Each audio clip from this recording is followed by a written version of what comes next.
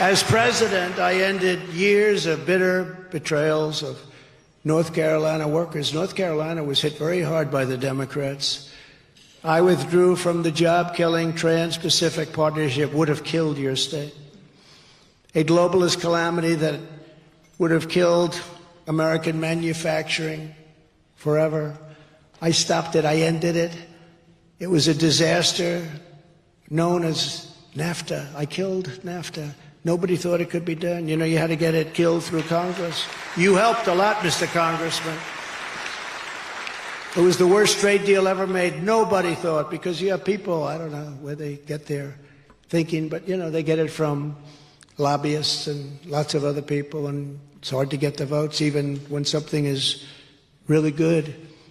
And we replaced it with the USMCA. That's the Mexico-Canada trade deal.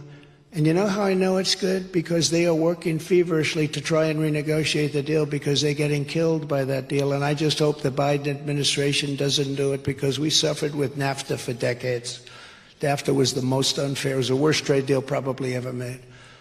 I stood up to China like no administration has ever done before, bringing hundreds of billions of dollars pouring into our treasury from China when no other president had gotten anything from China. They never got anything. They got a lot of bullshit. That's what they got.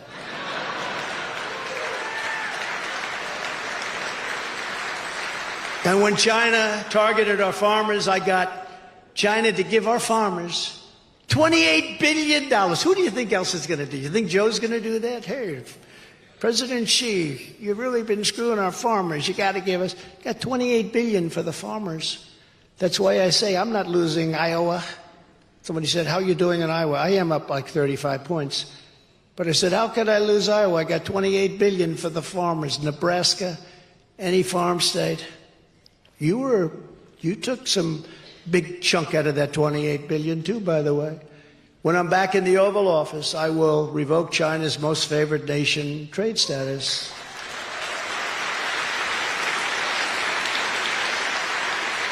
And remember, they got that because they said they were a developing nation. Well, you know what? Honestly, we're a developing nation. Our cities are going to hell. We have to redevelop our cities. Our country is going to hell.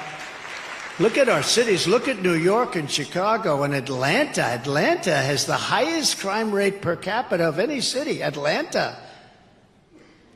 Where they're trying to get me on a perfect phone call. People kill people and they never even get interviewed. But let's get Trump on a perfect call.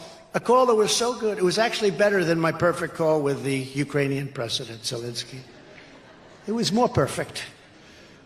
But think of it. I have many lawyers on this call. Just to diverge, I have many lawyers on this call, state lawyers. Brad Raffensperger was on the call. I was calling to complain about the election because I said it was rigged, and had good reason. But we had there many lawyers. I said things, and that was it. The call ended. Future calls were going to be had. Nobody said, "Sir, you shouldn't say what you just said. What a horrible thing." We just talked. What I said was perfect. It was actually perfect. Could not have been better. Most people have read it. They've said, oh, what's wrong with this? It's just a con job. They con. They're all disinformation, misinformation. It's a con job. If there were a problem with that call, these state lawyers would have said, "Sir, you're not allowed to say that. Would you please take it back?" This came up long after that call was made. It's like John Lovitz. Remember John Lovitz on Saturday Night Live? He's probably a Trump hater, but I'll use his name anyway. The liar. They called him the liar. Yeah, I went to Harvard. That's where I went. I went to Harvard. I'm a businessman. That's right, I'm a businessman. Well, they did it too. They said, let's see, there was a call with Trump. That's right, there was a call. Yeah, I think he said something. Let me tell you. If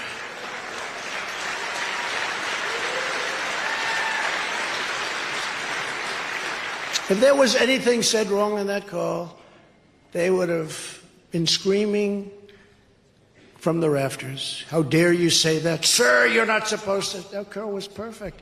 I complained about election fraud, and I wanted them to do something about it, and they should have done something about it, but they didn't. We will gain total independence from China. We will make the United States the manufacturing superpower of the world, and we were starting to do that. Tremendous money was coming in, and to your state. It was coming into North Carolina. What a place. Under Biden, we've had record high trade deficits, which I call losses. A lot of people don't say, oh, a trade deficit isn't a loss. I call it a loss. Some people don't. I understand their thinking. I was a very good student at the Wharton School of Finance. Can you imagine? I wonder if they're proud of me. I got indicted. I wonder if they're saying, oh, that's wonderful. I've been indicted twice now in a couple of months. You know, when I was studying and when I was a very, very successful businessman, then I did The Apprentice, and I did lots of books that were big sellers. Even now I have books that are tremendous sellers. I never had this stuff in mind. I never had the word indictment. What's indictment mean? Sir, that's when you're extremely dishonest, sir. No, these people are con men, and we have deranged people running it. For this reason, I will pass landmark legislation because we have to save our country, to be known as the Trump Reciprocal Trade Act. You know what that is? When China charges us a 150% tariff, we charge them a 150%. Right now, they charge us nothing. Take the vote. Right now, so we charge them nothing. They charge us 150%. So I said to one of our terrible senators, a guy named Toomey, Pat Toomey, real beauty. I said, and he was all in for the, he called it free trade. It's not free trade. Stupid trade, very stupid trade. We have a new name. We've developed a new name. Stupid trade. I said, Pat, so let me ask you, China's charging us 150% tariff on various products. Can we charge them 100? No, sir, it's not free trade. I said, how about 100%? They're at 150. What about, no, sir, you can't do that. What about 50? No, sir. What about 10%, Pat? No, sir, you can't do that. That's not free trade. These are the dumbest people I've ever seen. It's called an eye for an eye or a tariff for a tariff. But isn't that a beautiful thought? Because we're getting screwed by every country in the world.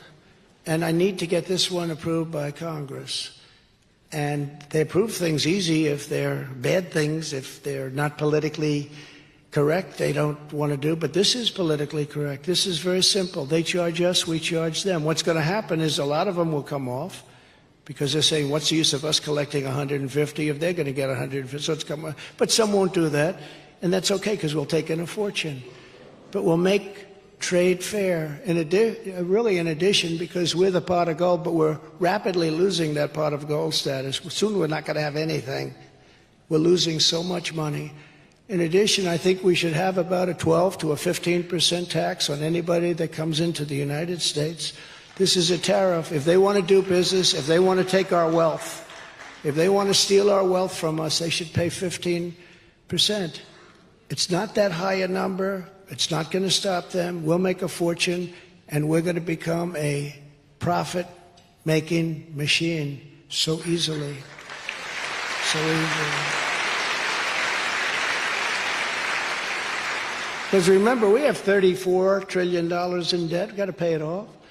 And we don't want to do anything stupid.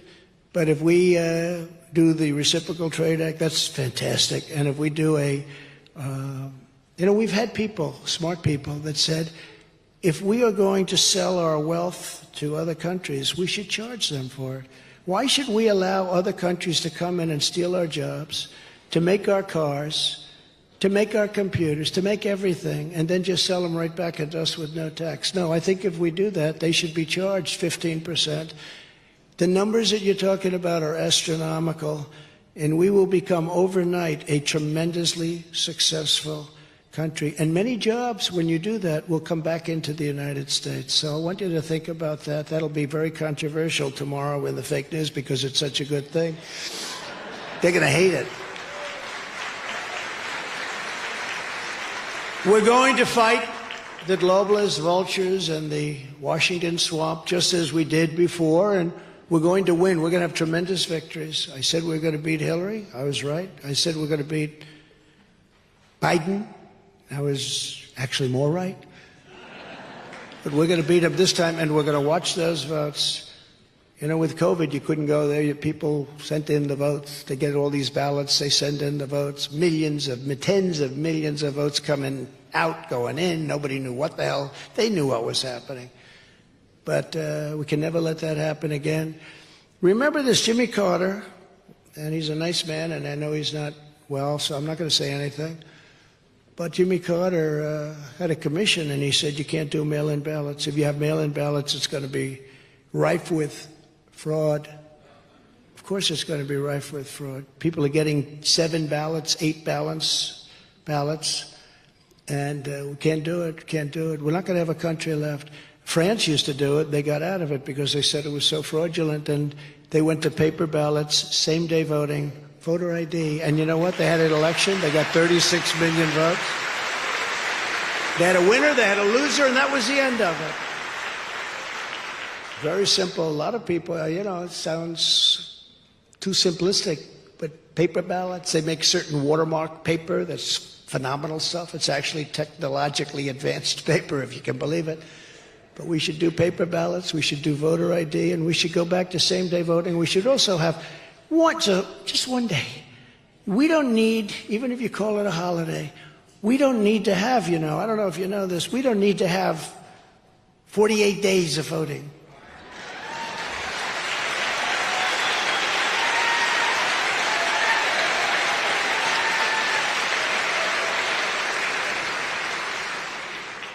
And just remember, they created a lot of ballots.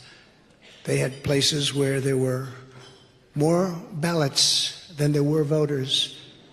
And they had a hard time explaining it, but the courts don't like to get involved because the courts were not courageous. They were not courageous. It's a shame what happened. But we have to have strong elections, and we have to have a strong border. It's no wonder the swamp is getting truly desperate as they see us leading big in all the polls. And this week's Morning Consult poll just came out. We have a 34-point lead on DeSanctimonious. We're at 56%.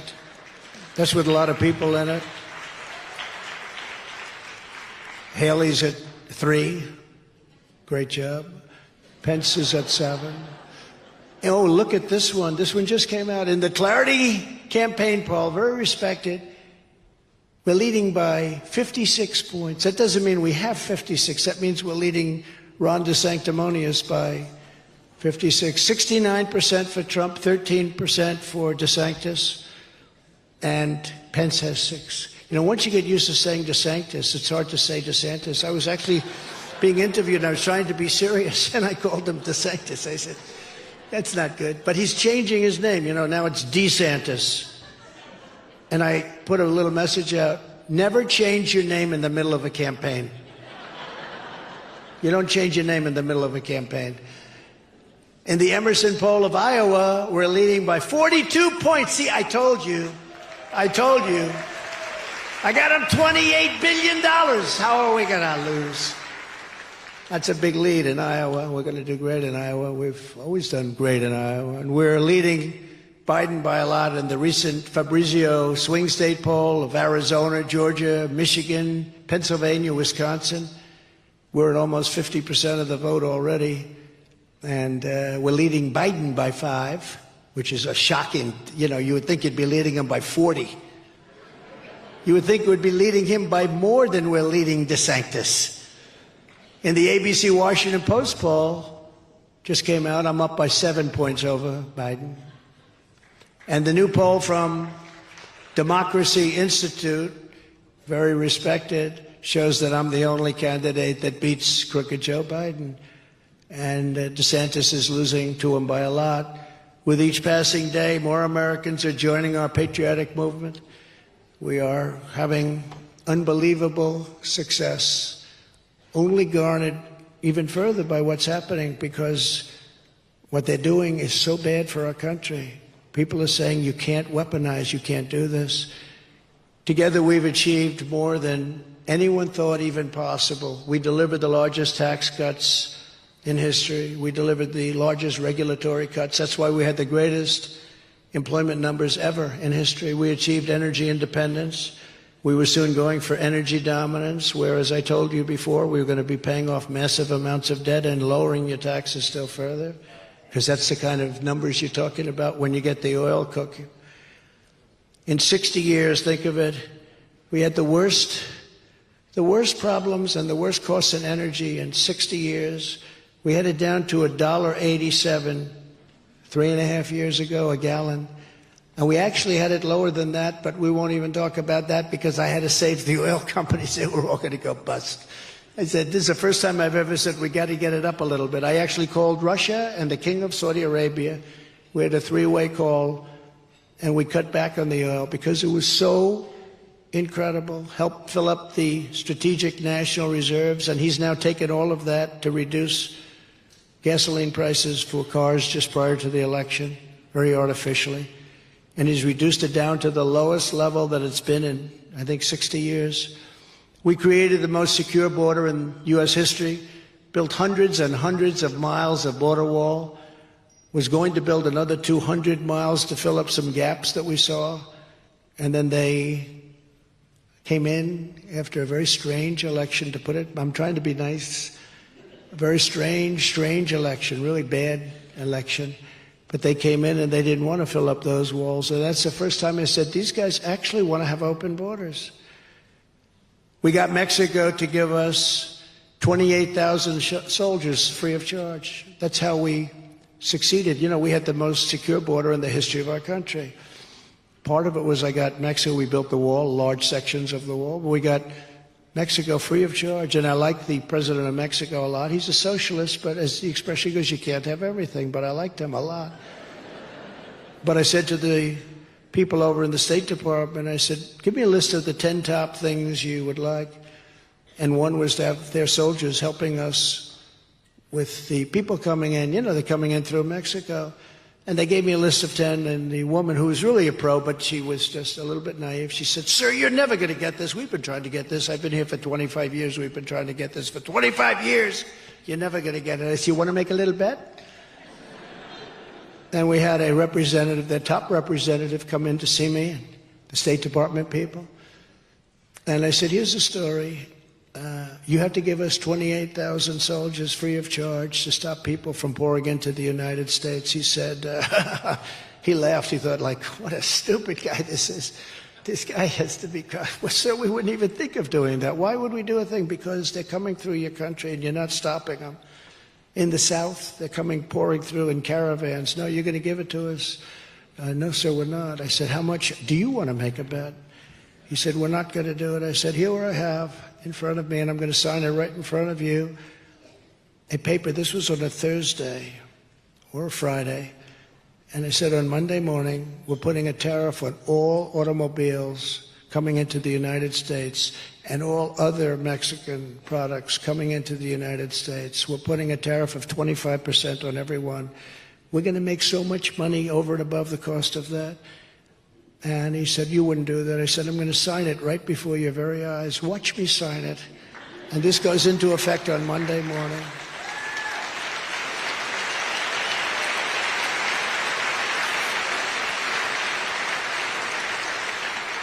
And he said to me, sir, do you mind if I take 5 minutes to make a phone call? He was going to call, obviously, the president, because he was the second person. And he came back in 3 minutes. Sir, we've decided to give you 28,000 soldiers free of charge. I said, but that's not the end. We also want remain in Mexico, so that rather than having people come in and remain in our country, they remain in Mexico until we approve them, until we check them out, find out who they are. We don't want murderers in our country. We don't want killers. We don't want people that are bad in our country. We don't want gang members. And he said, we'll give you that too, sir. Remain in. That's how, you think there was a remain in Mexico? You've all heard. You think that happened just by accident? That happened because of me. And then when Biden came in, he wanted to end it. And even the judge said, why are you doing this? The judge. He said, you can't end it. Why are you doing this? But it expired at a certain point. As an example, Title 42, that's to keep sick people out of the United States, people that are sick. And it was an incredibly successful thing. And they wanted to terminate it 2 years ago. And the judge said, Do you know how many people are going to be flooding our nation if you terminate? This is the judge. He's supposed to be making a ruling. He's telling them that they shouldn't be doing this. And he wouldn't let it happen. But it expired a couple of weeks ago. And they did nothing to do anything about it. And we have a lot of people that have diseases that we don't want to have in our country. And I'm not just talking about COVID. I'm talking about some big things. It's so sad. And then we terminated catch and release. Remember the famous, you catch them in our country, and then you release them in our country. And we say, come back in 4.5 years. We're going to have a trial.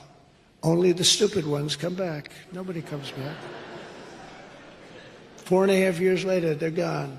Nobody ever sees them, Dan, right? That's it. I mean, how crazy is it? It's so crazy. But we ended all of that stuff. We had the greatest border, most secure border we've ever had. And the people of this country want that back. You know, it's very interesting. When I ran in 2016, the border was a big deal. I would talk about the border all the time. The border, the border, the border. People couldn't get enough of it because we had a really bad, unsafe border, people pouring through. I did such a good job that in 2020, nobody wanted to talk about the border. And when I talk about it, people would start falling asleep. I said, I did too good a job. But now it's worse than ever. It's never been like this. Now it's worse than, I say it's worse than any third world country. Because a third world country wouldn't let 15 million people flow through their borders. They'd fight them out with sticks and stones. So we had the best border in the history of our country. And now we have, in my opinion, the worst border in the history of the world. Think of it. What third world country would let millions of people just walk across the border, take our education, take our hospitals, take our food? Our veterans aren't treated nearly as well as illegal aliens. Our veterans aren't treated nearly as well. So sad to see it. And we had the highest approval rating, Dan knows this, of any VA in the country. You know, we passed two things. Number one, we were able to fire people, which you couldn't do for 58 years. It was in the hopper because we had a lot of sadists. We had thieves and we had a lot of bad people that worked in the VA. Bad people. But the worst were the sadists. They would beat up old, wonderful soldiers, beat the hell out of them. They got their jollies out of it. They're sick. And we weren't allowed to fire them. No matter what they did, we couldn't fire them. I got it. So we fired, I think, about 8,000 people, all sadists and sick people. And there was one group just before me. They caught them stealing $400,000. Stone Cold caught them, and they couldn't get rid of them. They had to keep them. The whole thing is crazy. But we got that done. But of equal importance, maybe more importance, if you had to wait more than a day to get yourself taken care of, and we had all this passed through Congress, if you had to wait more than one day, and you were so helpful, if you had to wait more than one day, by the way, Richard has been a fantastic congressman, Richard Hudson. You really helped us a lot. He was a fighter for this. But if you had to wait more than one day, because people were waiting months, they were becoming terminally ill, waiting. Something they could clean up with a prescription or with a small operation, they'd end up dying, they'd become terminally ill, because it would take 4, 5, 6 months to see a doctor. I said, if you had to wait more than one day, you go to a private doctor, and we pay the bill. We made deals with doctors all over the place so they can't, you know, they tend to be a little bit high. This is like a golden pot. But we actually saved a lot of money, because we were making people better. They were able to live with their families. They weren't dying. It was an incredible thing. We had a 92% approval rating, and now it's down the drain because they ended all that stuff, and it's worse than it ever was before. And then some people will still foolishly vote for the Democrats. I don't understand it. It's like with religion. We fight for religion. They fight against religion. How can a religious person vote for the Democrats? What they've done to Christianity and all religions.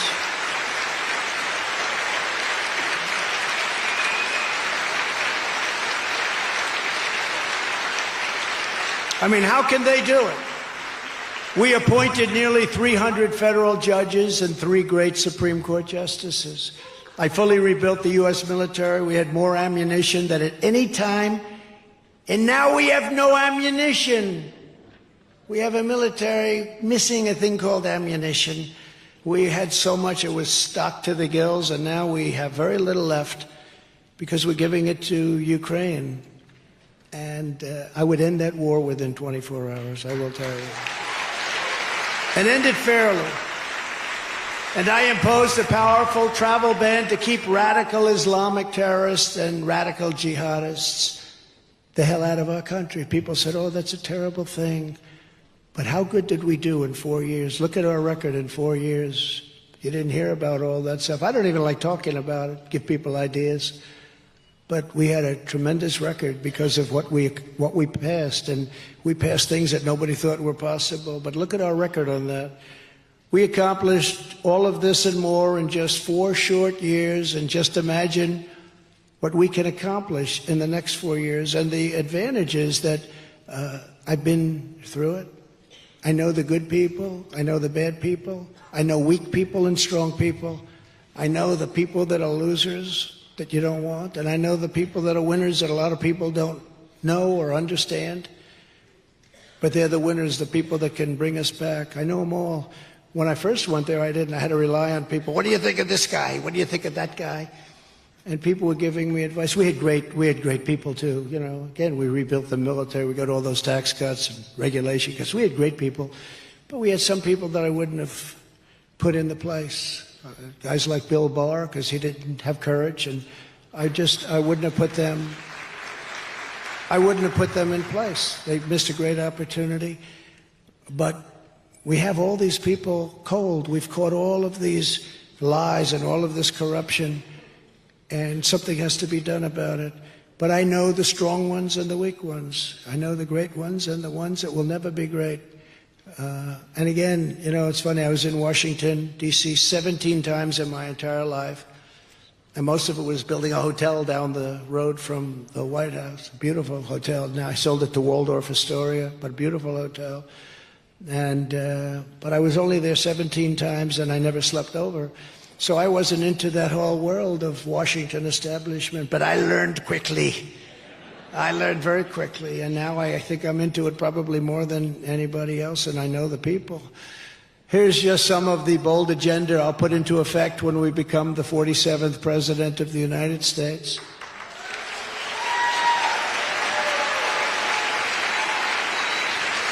Before I even arrive at the Oval Office, shortly after I win the presidency, I will have the horrible war between Russia and Ukraine settled, if it's not already settled, and they should get it done quickly. Can't let those people die. They asked me, did you see the town hall with CNN? They got one of the highest ratings they've had in like 11 years, and they end up firing the guy because it was Trump.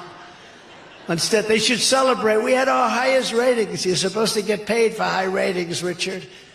But they had one of the highest ratings they've had in many, many years. I was on with a young woman who was, I said, nasty. She was a very nasty woman, but it worked out very well. And they were all going, he owns you, get him off the air. They're screaming, AOC is screaming, he owns you, get him off the air, stop it, stop it.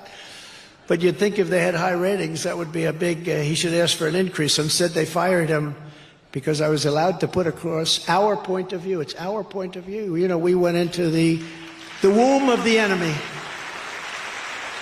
And I thought, actually, the reason I did, I thought they'd probably be solid. I tell them, because there they are right there. But I tell them that they're doing so poorly in their ratings. If they went to the center, or even went a little bit right of center, and I thought they might be planning that. I think that's a good business strategy, because right now they're known as fake news. Can you imagine if this is on CNN right now? The one thing you know is they're going to turn it off. Oh, the light just went off the television. That just went off, the red light. I can see all those red lights. That light. Oh, well, sorry about that. I'll be finished about this in 20 seconds, and then you can turn the light back on. But I thought they were going to be maybe a little bit more moderate and get their viewership up and really have a big evening and great. But as I was being introduced, they were saying things that were so bad. I said, this is going to be a war. But it wasn't. Look, it worked out well, but it didn't work out well for him. It should have, because he actually did a good job in the sense it was very professionally done, very professional, everything, the set, everything was beautiful, and they got tremendous numbers, and they fired him. He's gone now. Mr. Licht, sorry about that. I'd like to apologize to Mr. Licht. But I'm the only candidate who can make this promise. I will prevent World War III. I will prevent it. Not going to happen.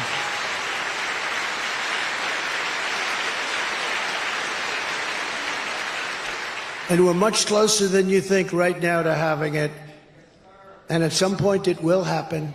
It will happen. I will prevent it. I'm the only one that can say it. I know them all. I know how to deal with them. I deal with them. And I'm not saying I know how, but I will get it done. I will get it done. Did you see the other day Putin said they're delivering nuclear missiles to Belarus? Here we go. And we have a man that has no clue. He has no clue. We have a guy that walks around, he has no clue. He's like a walking zombie. You know, I meet these other leaders. President Xi, Kim Jong-un of North Korea did a great job with that. Kim Jong-un, we had the meetings and, you know, historic. We got along great. They hate saying that when I say they got along. How dare you get along great with a dictator? You know, the guy's got hundreds of nuclear weapons. It's nice to get along. And I'm not saying that from weakness. I'm just saying from common sense. No, I got along with him great.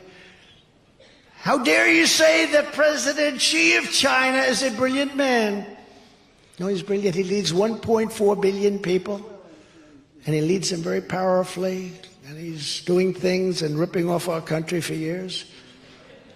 But they get upset when I say somebody's brilliant. But here's what I will say. They're all at the top of their game. I know every one of them, all these leaders. They're smart as hell. They're tough. They're cunning. Some are vicious. Most of them are vicious, actually. They think the United States is run by fools. They all take advantage of the United States. I had a thing with France. I like Macron, but he's a wise guy. I like, you know, sort of young. And my people were negotiating with him. He's putting a tax on all American companies that do business in France. I said, who the hell wants to go to France? But he's putting a very big tax on. So Steve Mnuchin and my people were negotiating with him and came back, no, they can't make a deal. I said, why can't you make a deal? We can't. They want to put the tax on. All these companies tax you. If you're an American company, they got to tax you. I said, that's not right. I said, give it another shot. They came back a week later. They can't make a deal. I said, I'll make a deal. What do you mean you'll make a deal? Same thing. Same old story all the time. It's always the same story. They don't write about it. They know about it, but they don't write about it. I wish all these things were taped. I really do. I wish these conversations, because these were classic conversations. So I got Macron, Emmanuel on the phone, and I said, Emmanuel, why are you putting a tax on all of our companies? Oh, but Donald, we have to. As you know, it's been approved by everybody. I said, I don't care if it's approved. Take it off. Oh, no, we can't do that. It's been fully approved. And I said, now here's the story. If you don't take it off, again, tomorrow morning, at 7 o'clock in the morning, we're taxing all of your wine and champagne that's coming into the United States at 100%.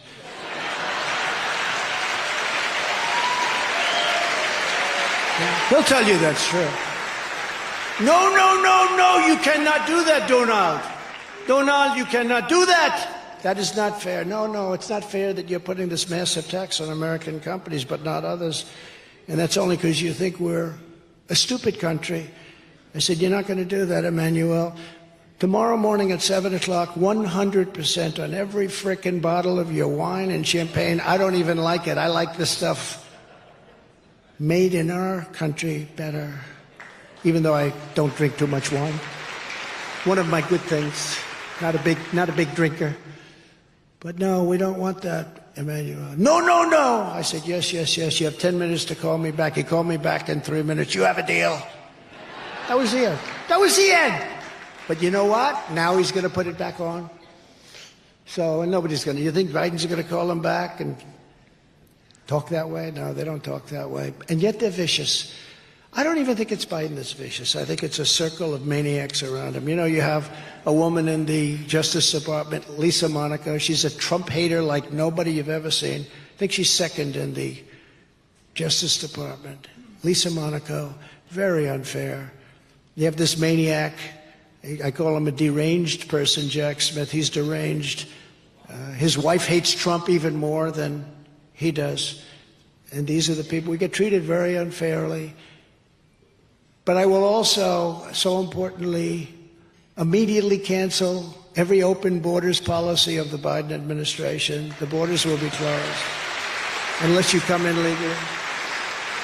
Under Biden, other countries are emptying out their prisons, insane asylums, and mental institutions and dumping everyone into the United States. Did you know that?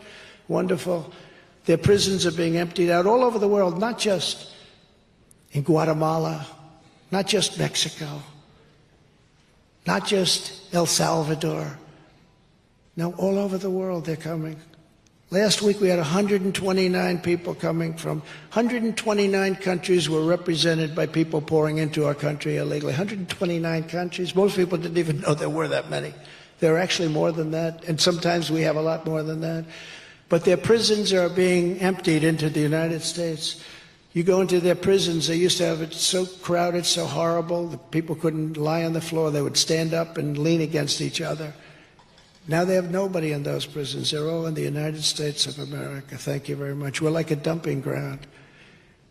The same thing with people that are mentally ill. They said, please don't use the word insane asylum. But no, there are some very serious places, insane asylums and mental institutions. And those people are all being dumped into the United States. Why should they take care of them if a country is foolish enough to take the tremendous risk and cost? The risk being even bigger than the cost, but the cost is not even, it's not imaginable how big it is. So we have all these people that are vicious prisoners. You think our prisoners are bad? These people make them look like Boy Scouts.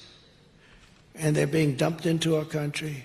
And all of the people who are mentally ill, I read an article recently, fairly recently, about a psychiatrist who was working at a hospital for 20, 25 years in South America.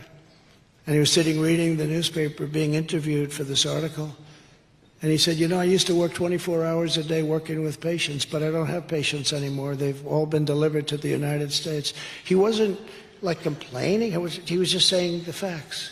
He said, I used to work so hard. Now, you know, I want to help people, but we really don't have. The people are being let into the United States.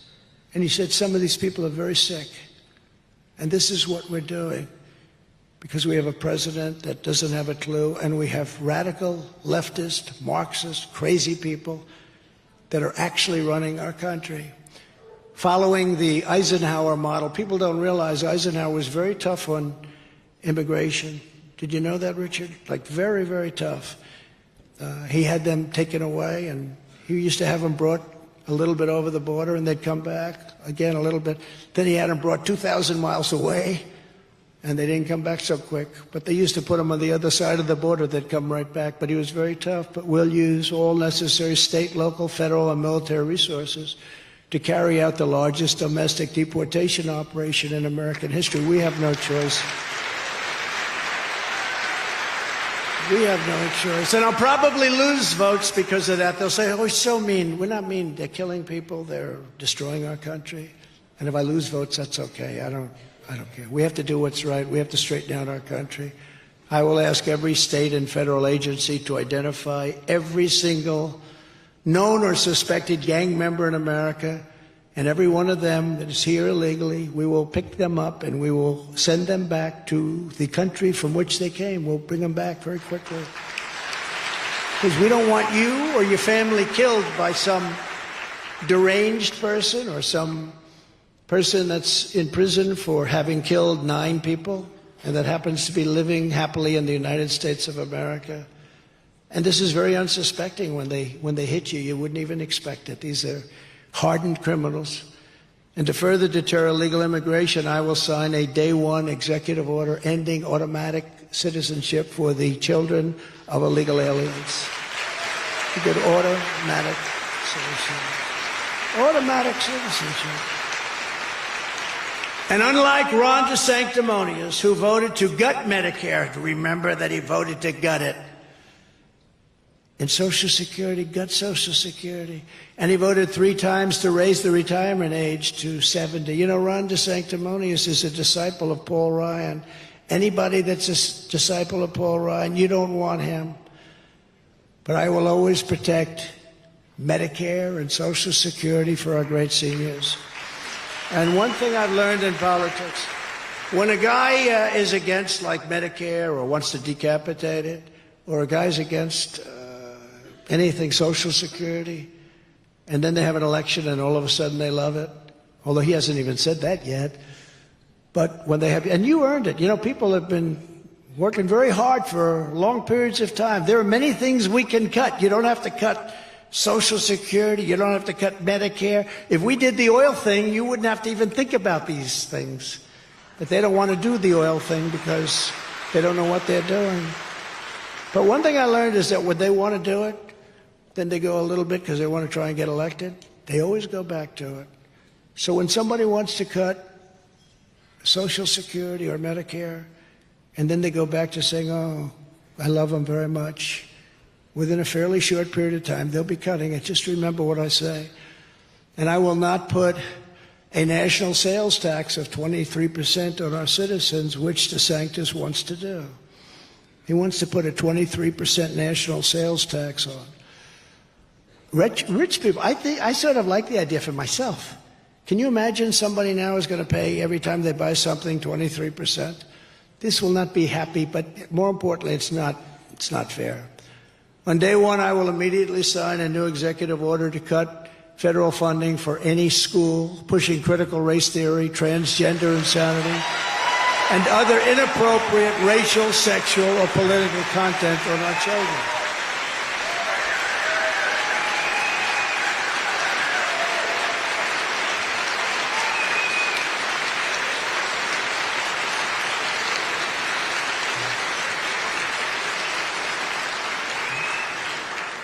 It's amazing how strongly people feel about that. You see, I'm talking about cutting taxes, people go like that. Talk about transgender, everyone goes crazy. Who would have thought 5 years ago you didn't know what the hell it was?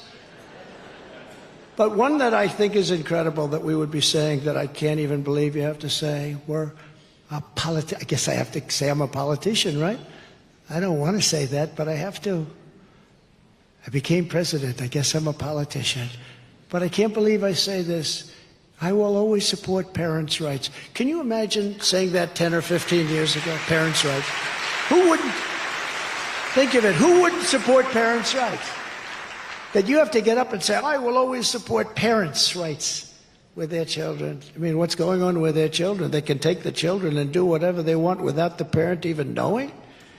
I will not give 1 penny to any school that has a vaccine mandate or a mask mandate.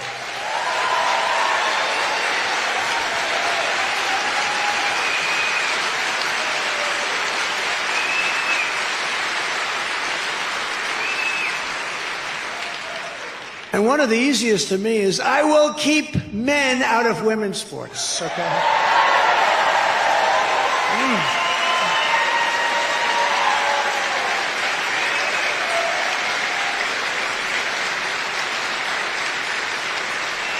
You see the records that are being broken now?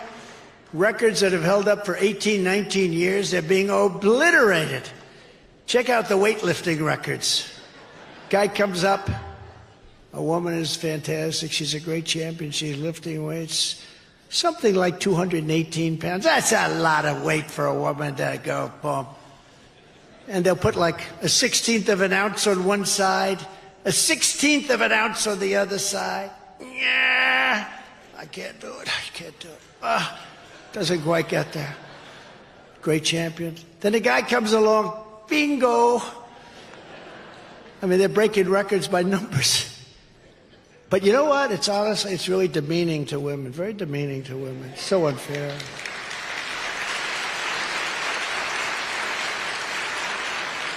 The swimmers, the women, female swimmers, they're great, incredible people, incredible athletes, but they're getting obliterated. These records are just getting obliterated. Some women are being badly injured by the windburn that's caused by the man going so much faster. The wind is blowing. It's just terrible. No, these records are being obliterated. It's so unfair. But who would even think that you could allow this? Who would say that this is okay? These people are sick. They're deranged. I'll cite a law prohibiting child sexual mutilation in all 50 states. Child sexual mutilation.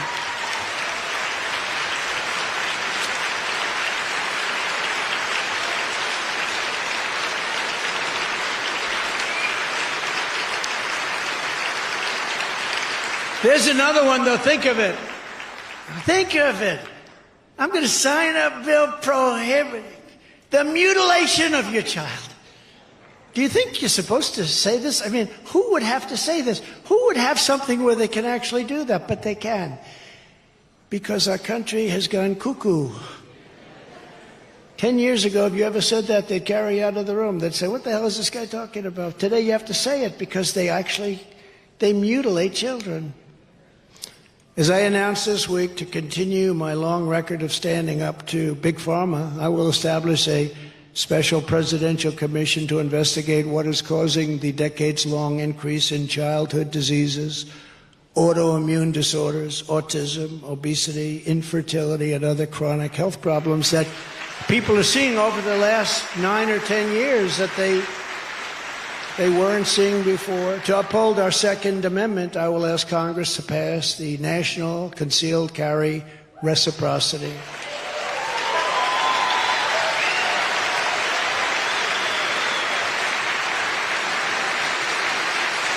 And I've always had the endorsement of the NRA, and I should, because I've kept it going. I've kept our Second Amendment totally alive. We haven't done anything to injure it or hurt it, and it's been very hard. It's been a very hard battle, but the NRA's always endorsed me, and I appreciate it.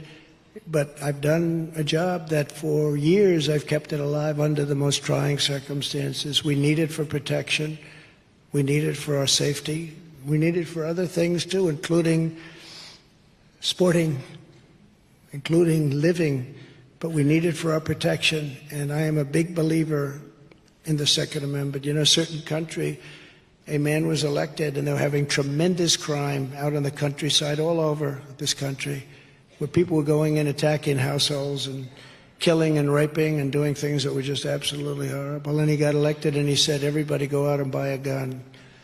And they did, and now your crime is down like 40%. Go out and buy a gun to protect yourself. It's down 40%. Before then, you couldn't have any protection.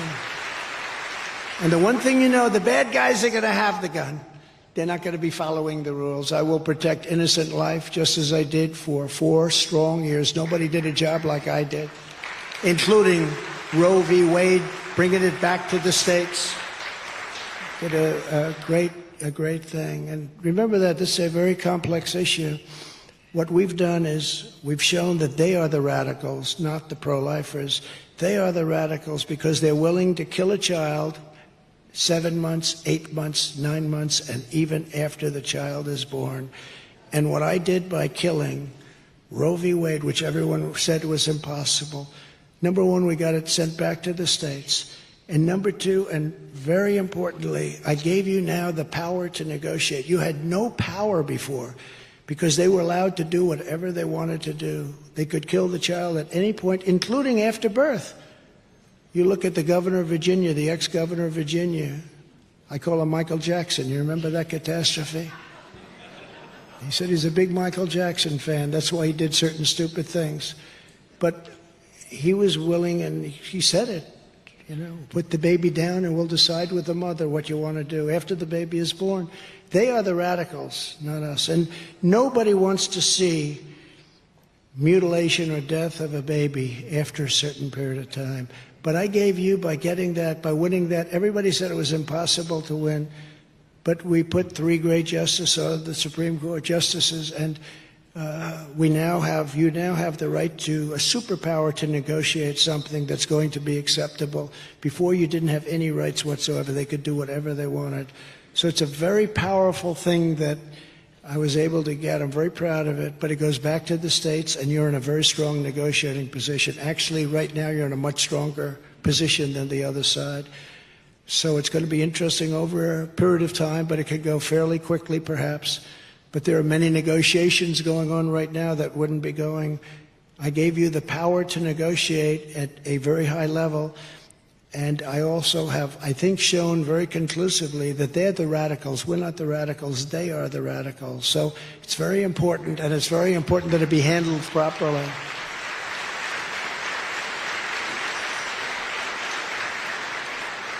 I will restore free speech in America, and I will require every federal employee to pass a new civil service test demonstrating an understanding of our Constitution.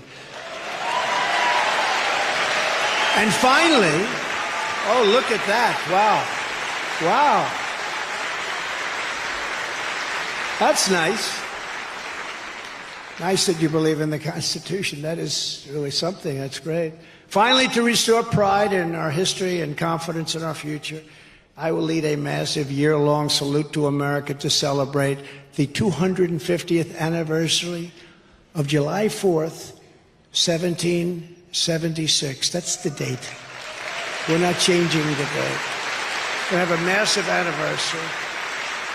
And our country deserves it, especially what it's going through now. This is what we must do to restore our country to greatness. The USA is a total mess. Our economy is crashing. Inflation is out of control. China, Russia, Iran, and North Korea have formed together as a menacing and destructive coalition. Nobody thought that would be possible. It's all taken place over the last 2.5, 3 years. Our currency is crashing and will soon no longer be the world standard, which will be our greatest defeat in 200 years. This will be, in many ways, bigger than losing a war. It will take our power away from us. It will take everything away from us. And it's happening faster and faster. And it will happen if we're not put there. We have to stop it.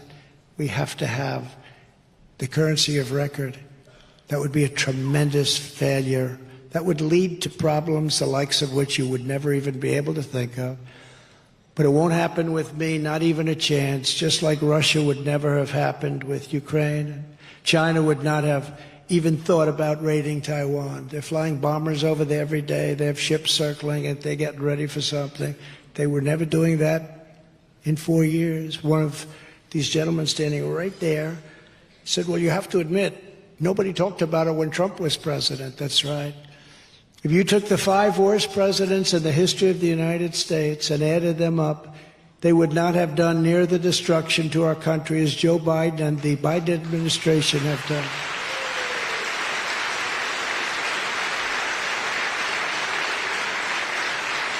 We are a failing nation. We are a nation in decline. And now these radical left lunatics want to interfere with our elections by using law enforcement. It's totally corrupt, and we can't let it happen. This is the final battle. With you at my side, we will demolish the deep state. We will expel the warmongers from our government. We will drive out the globalists. We will cast out the communists. We will throw off the sick political class that hates our country. We will roll out the fake news media. We will expose the rhinos for what they are. We will defeat Joe Biden, and we will liberate America from these villains once and for all. We will liberate. We're going to liberate our country. The silent majority is rising, and under our leadership, the forgotten man and woman will never be forgotten again, never be forgotten again.